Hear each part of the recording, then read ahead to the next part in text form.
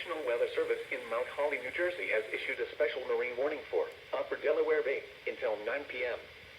At 7:56 p.m., a strong thunderstorm was located 8 nautical miles east of Turkey Point, moving northeast at 40 knots. Hazard, wind gusts to 40 knots and small hail. Source, radar. Impact, small craft could be damaged and briefly higher winds and suddenly higher waves. Locations impacted include Woodland Beach, Stony Point, Hepatch Island, and Reedy Point. Move to safe harbor immediately as gusty winds and high waves are expected.